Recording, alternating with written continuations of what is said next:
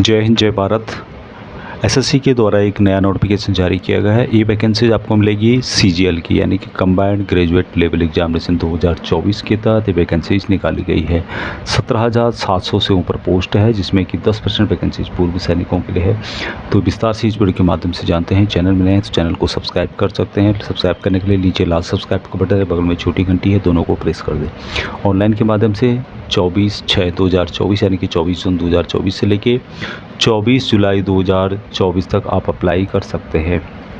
Payment वगैरह 25 जुलाई 2024 को करना होगा, लेकिन यहाँ पर पूर्व सैनिकों के लिए कोई भी एप्लीकेशन फ़ीस नहीं रखी गई है।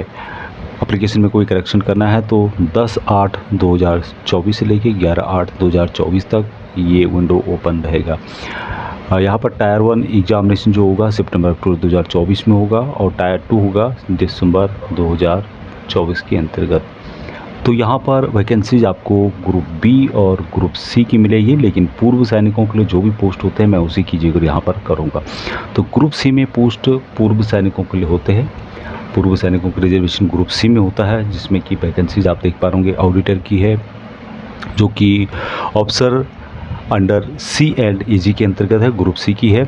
ऑडिटर के अलावा अकाउंटेंट की वैकेंसीज भी आपको मिलेगी। ऑफिसर्स अंडर C&AG जितनी भी गवर्नमेंट की मिनिस्ट्रीज़ हैं उनमें पूर्व यहाँ पर वैकेंसीज फिलअप की जाती है सीजीएल के द्वारा। अकाउंटेंट की वैकेंसीज है कंट्रोलर जनरल एंड अकाउंट की ओर से। Accountant oblique junior accountant other ministry oblique department की वैकेंसीज है। सैलरी यहाँ पर देख सकते हैं आप लोग 29,200 से लेके 92,300 रुपये। अदर जो पोस्ट यहाँ पे पे लेवल 25,500 से 81,100 रुपये, जिसमें कि postal assistant oblique sorting assistant की है department of post ministry of communication की ओर से। Senior oblique secretariat assistant upper division clerk की पोस्ट है, जो कि सेंट्रल गवर्नमेंट ऑफिसेज और ministries other than CSCS cadres की ग्रुप सी की पोस्ट है। उसके अलावा सीनियर एडमिनिस्ट्रेटिव असिस्टेंट की पोस्ट है military engineering service ministry of defence में। उसके अलावा टैक्स असिस्टेंट CBDT, उसके अलावा टैक्स असिस्टेंट CBIC और सब इंस्पेक्टर की वैकेंसी है central bureau of narcotics ministry of finance की ओर से।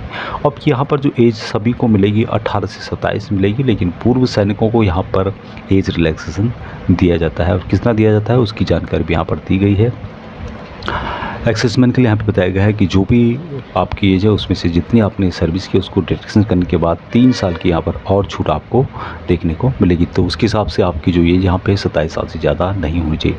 उसके अलावा defence personnel disabled in operations during hostilities with any foreign countries, यदि आप यूएन मिशन या अन्य किसी फॉरेन कंट्रीज में ट्रिप पे जाते हैं कोई गवर्नमेंट ऑफिशियल, तो यहाँ पर 3 साल की और उनको छूट मिलेगी। उसके अलावा defence personnel disabled in operations during hostility with any foreign countries in a disturb area and released as a consequence there of SC/ST के लिए, तो उनको यहाँ पर 8 साल तक की छूट यहाँ पर दी जा रही। तो काफ़ी यहाँ पर एज का रिलैक्सेशन दिया जाता है।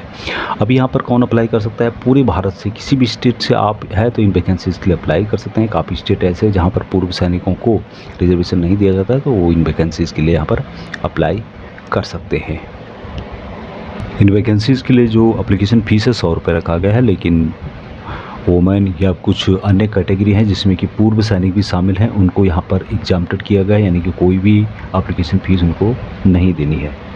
अभी इन सब वैकेंसीज़ के लिए जो एजुकेशन क्वालिफिकेशन रखा गया है, बैचलर डिग्री रखा गया है। किसी भी स्ट्रीम से आपने किया हो, यहाँ पर बैचलर डिग्री मांगा गया है। लेकिन पूर्व सैनिक जो भी हैं जिन्होंने ग्रेजुएशन किया है अच्छी बात है, लेकिन जिन्होंने ग्रेजुएशन नहीं किया है वो यहाँ पर इंडियन आर्मी की दिया हुआ या डिफेंस का दिया हुआ जो ग्रेजुएशन सर्टिफिकेट है उसके बेस पर अप्लाई कर सकते हैं। इसके संबंध में यहाँ पे मेंशन किया गया है, for any serviceman of 3 armed forces of the union to be treated as exserviceman for the purpose of securing the benefits of reservation, he must have already acquired at the relevant time of submitting his application for the post service the status of accessman or is in a position to establish his acquired entitlement by documentary evidence from the competent authority that he would complete specified term out engagement for the armed forces within the stipulated period of 1 year from the closing date for receipt of application 24/7/2025. Such candidate must also acquire the status of ex-serviceman within the stipulated period of 1 year from the closing date of receipt of applications. यानी कि जो भी serving soldiers हैं वो भी इन vacancies के लिए apply कर सकते हैं जो कि 24/7/2025 तक रिटायर आ रहे हैं, वो भी इन वैकेंसीज के लिए अप्लाई कर सकते हैं जो कि अभी सर्विस कर रहे हैं। टोटल वैकेंसीज़ की बात करें तो यहाँ पे टेंटेटिव वैकेंसीज़ है 17,727 वैकेंसीज़ हैं जो कि ज़्यादातर बढ़ती हैं और जिसमें कि एक्सेसमैन के लिए भी यहाँ पर 10% वैकेंसीज आपको देखने को मिलेगी। अब यहाँ पर जो मिनिमम क्वालिफाइंग मार्क है वो कितने लाने हैं इसकी जानकारी यहाँ पर दी गई है। अनरिजर्व के लिए 30% है, OBS CWS के लिए 25% और ऑल अदर कैटेगरी के लिए 20% कम से कम क्वालिफाइंग नेचर के लिए इतने मार्क लाने जरूरी हैं। अब यहाँ पर सेंटर ऑफ एग्जामिनेशन के बारे में बताया गया है। ऑल इंडिया में इसके सेंटर्स रहेंगे और यहाँ पर स्टेट वाइज नहीं है बल्कि रीजन वाइज है। यहाँ पे देख सकते हैं आप लोग examination centre and code number यहाँ पे दिए गए हैं, सेंटर कोड, SSC रीजन यहाँ पे बताया गया है, साथ में इधर एड्रेस दिया गया है। तो ऑल इंडिया में इस तरह का डिस्ट्रीब्यूशन किया गया है जो कि यहाँ पर आप देख सकते हैं।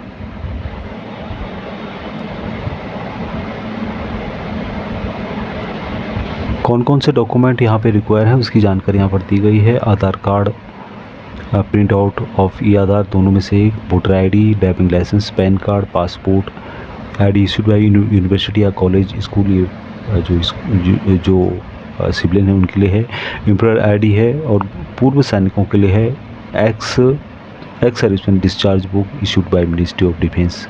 तो ये यहाँ पर जो है जो डॉक्यूमेंट है वो रखे गए हैं, तो उसके हिसाब से आप यहाँ पर अप्लाई कर सकते हैं। ऑनलाइन के माध्यम से इन वैकेंसीज़ के लिए जो SSC की ऑफिशियल वेबसाइट है उसके माध्यम से आप अप्लाई कर सकते हैं, जिसकी डिटेल्स यहाँ पर दी गई है। SSC की जो ऑफिशियल वेबसाइट है आप इस पर विजिट कर सकते हैं। ssc.gov.in के माध्यम से आपको अप्लाई करना होगा।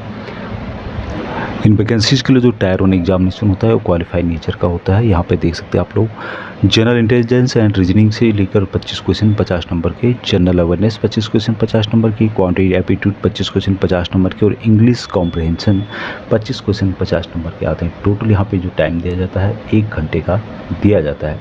और यहाँ पर जो क्वेश्चन होंगे ऑब्जेक्टिव टाइप के होते हैं, मल्टीपल चॉइस क्वेश्चन होते हैं और both Hindi and English language में होता है। There will be negative marking 0.50 marks जो है यहाँ पे नेगेटिव मार्किंग होता है। अभी जो टायर 2 होता है उसमें भी 2 पेपर होते हैं जिसकी जानकारी यहाँ पर दी गई है जो कि सबसे मेन होता है और टायर 2 के बेस पे ही यहाँ पर सिलेक्शन का प्रोसेस होता है। बाकी जानकारी यहाँ पर दी गई है। नोटिफिकेशन लिंक आपको पूरी डिस्कशन मिल जाएगा, उस लिंक के माध्यम से आप यहाँ पर डिटेल्स देख सकते हैं इसकी कि जो यहाँ पर पेपर आता है उसमें कौन कौन से सेक्शन है, कौन कौन से लेसन है उसको कवर किया जाता है। अभी तक इतना ही। जय हिंद।